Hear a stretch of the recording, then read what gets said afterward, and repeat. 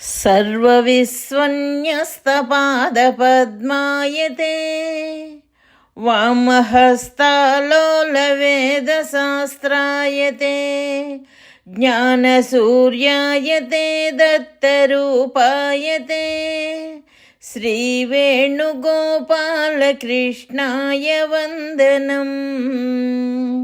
श्रीवेणुगोपालकृष्णाय वन्दनम्। श्रीवेणुगोपालकृष्णाय वन्दनम्। శ్రీ దత్తస్వామి వారి దివ్య సందేశము. శ్రద్ధయే జ్ఞానమునకు కారణము. శ్రీకృష్ణ భగవానుడు ప్రదర్శించిన విశ్వరూపమును అర్థము చేసుకొనుటయే సర్వవేదముల యొక్కయు సర్వశాస్త్రముల యొక్కయు సారమై ఉన్నది. శ్రీకృష్ణుడు విశ్వరూపమును ప్రదర్శించకముందు కూడా విశ్వరూపముతోనే ఉన్నాడు. విశ్వరూపమును ఉపసంహరించిన తర్వాత కూడా విశ్వరూపముతోనే ఉన్నాడు. అర్జునుని యొక్క దృష్టి మాత్రమే మారినది. సూర్యుడు ఎప్పుడునూ ప్రకాశించుచూనే ఉన్నాడు. నల్ల కళ్ళజోడు పెట్టగానే ప్రకాశము లేని ఒక బింబమాతృనిగా గోచరించుచున్నాడు. ఆ కళ్ళజోడు తీయగానే మరలా చూచుటకు వీలు కాని మహాప్రకాశముతో మండుచున్నాడు. నీవు నల్ల కళ్ళజోడు పెట్టినప్పుడు సూర్యుని యొక్క తేజస్సు సూర్యుని నుండి పోవుటలేదు. ఆ కళ్ళజోడు తీయగానే సూర్యునికి కొత్త తేజస్సు వచ్చుటలేదు. అందుకే విశ్వరూప ప్రదర్శనమునకు ముందు దివ్యం దదామి తే చక్షుః అనగా నీకు దివ్య దృష్టిని ఇచ్చుచున్నాను అన్నాడు.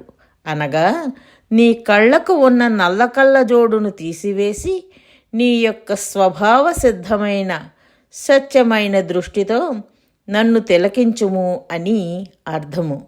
కావున పరమాత్మ అవతరించునప్పుడు మనుష్య రూపమున ఉన్నట్లు మనకు గోచరించుటకు కారణము మనకున్న అజ్ఞానమే కాని ఆయన నిజముగా అజ్ఞానము చేత కప్పబడి లేడు. కొందరు పచ్చని వర్ణములో ఉన్నారు. వారి మధ్యకు ఎర్రని వర్ణము ఉన్న వ్యక్తి రావలసి వచ్చెను. వారు ఎరుపు వర్ణమును సహించలేరు.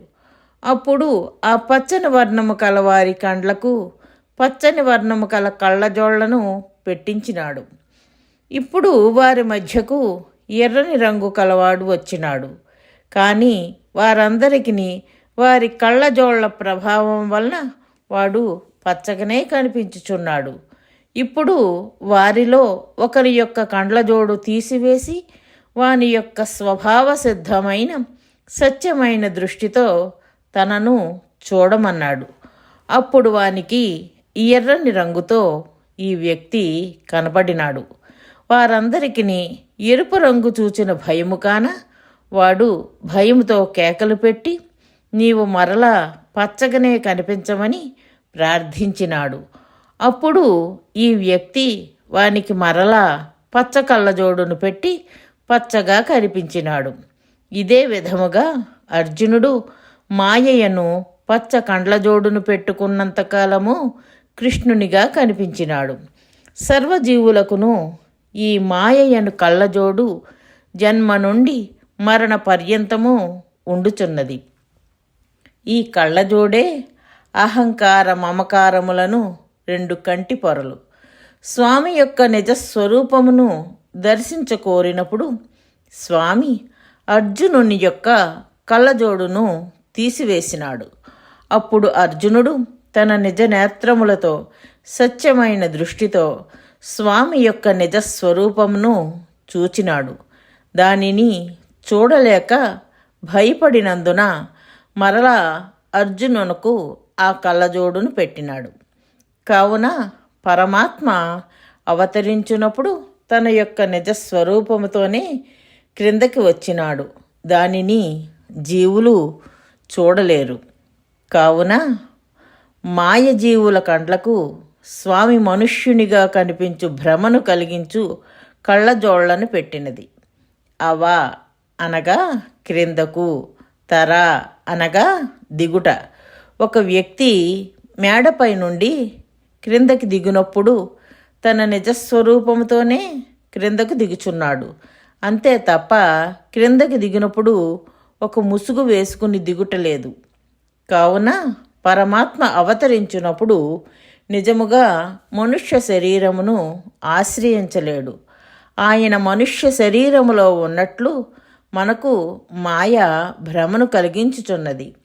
కావున అవతార పురుషుని యొక్క శరీరము లోపల మరి యొక్క పరమాత్మ శరీరము ఉన్నదని భావించుట జీవుల యొక్క అజ్ఞానమే.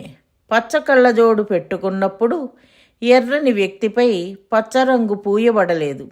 నీవు కళ్ళజోడు తీయగానే ఆ వ్యక్తి పచ్చరంగును నీటితో కడుగుకుని మరలా ఎర్రగా కనిపించుటలేదు. అతడు ఎప్పుడునూ ఎర్రగానే ఉన్నాడు. కావున శ్రీకృష్ణుడు ఎల్లప్పుడూ విశ్వరూపముతోనే ఉన్నాడు. ఆయన యొక్క పరిమితమైన మానవాకారము మన యొక్క కంటి భ్రమయే. కావున అవతార పురుషుడు దివ్య దర్శనములను చూపుచున్నప్పుడు ఆయనలో ఎట్టి మార్పు లేదు. ఆయన చేయుచున్నది మన యొక్క కంటి పొరలను కొంచెము ప్రక్కకు త్రోయుచున్నాడు. ఇదియే వేదాంతము యొక్క చిట్ట చివరి కొస. కావున గోపికలు శ్రీకృష్ణుని బాహ్యస్వరూపము, అంతఃస్వరూపము అను రెండు స్వరూపములున్నవానిగా చూడలేదు. వారికి శ్రీకృష్ణుడు సాక్షాత్తుగా పరబ్రహ్మమే. వారి కండ్లకు మాయ లేనే లేదు. కావున వారికి కృష్ణుడు ఎప్పుడునూ మానవునిగా గోచరించలేదు. వాళ్ళు కళ్ళద్దములు లేనివారు. వారికి పసుపు, ఎరుపు అను రెండు రంగులు లేవు. ఒకే ఒక ఎరుపు రంగు నిత్యము కనిపించుచున్నది. కావున వారికి కృష్ణుని పైనున్న విశ్వాసము ఒక క్షణకాలము కూడా చెలించలేదు.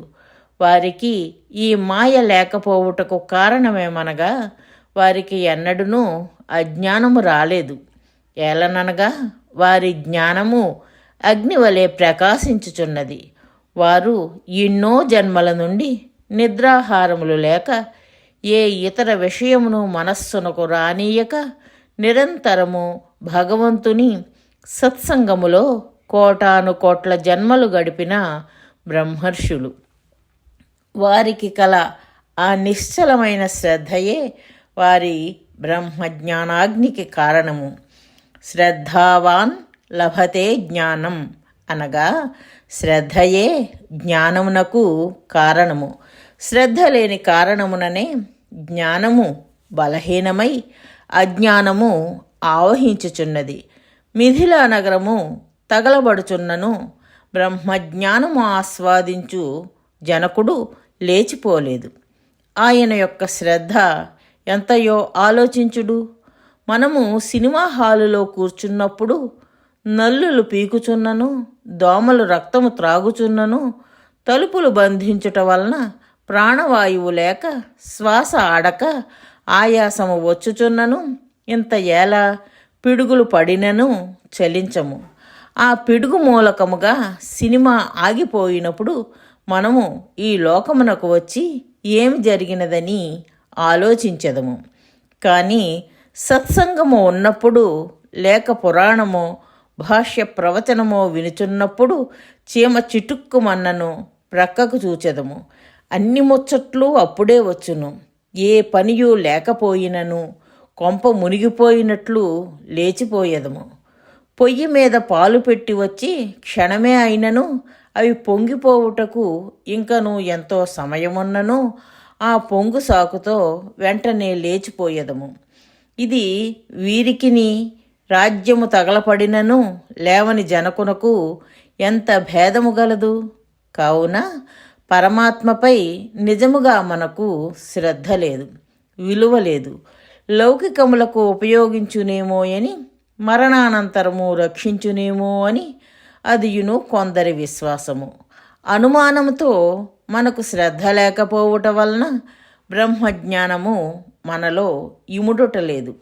ఇల్లు, వాకిలి, సంసార బంధము అను నీటితో చల్లారి అజ్ఞానమును పొగతో మనము చుట్టబడి ఉన్నాము. ఇదే ధూమేనావియత్రే వహ్నిః ఆవృతం జ్ఞానమేతేన అని గీతలో చెప్పబడినది.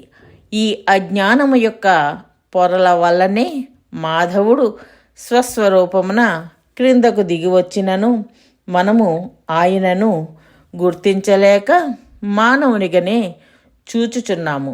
మనకు ఆయన యొక్క మాధవ స్వరూపము గోచరించుటలేదు. కావున స్వామిని మాయ కప్పిలేదు, మన కళ్ళకే మాయ కప్పియున్నది. స్వామి స్వస్వరూపమును ప్రకటించనక్కరలేదు. మన మాయాపొరలను తొలగించుకొన్నచో ఆయన యొక్క సస్వరూపమును మనము చూడగలుగుదుము. ఆయన యొక్క దివ్య దర్శనము కొరకు ఆయన ఎట్టి ప్రయత్నము చేయనక్కరలేదు, మనమే ప్రయత్నము చేయవలెను. సూచన: ఆధ్యాత్మిక జ్ఞాన ప్రచారము చేయడము భగవంతుడికి అమితమైన ఆనందాన్ని కలిగిస్తుందని శ్రీకృష్ణ పరమాత్మ శ్రీమద్ భగవద్గీతలో చెప్పియున్నారు. అందుకే జ్ఞాన యజ్ఞేన తేనాహం అని గీతలో అన్నారు. మనకు ఆధ్యాత్మిక జ్ఞానము శాశ్వతమైన సంతోషాన్ని కలిగించటమే కాక ప్రపంచంలో శాశ్వతమైన శాంతిని కూడా నెలకొల్పుతుంది. కాబట్టి శ్రీదత్త భగవానుని అపూర్వమైన ఈ ఆధ్యాత్మిక జ్ఞాన ప్రచారంలో భాగస్వాములై ఆ భగవంతుని పరిపూర్ణమైన అనుగ్రహాన్ని పొందగలరు. జై దత్తస్వామి.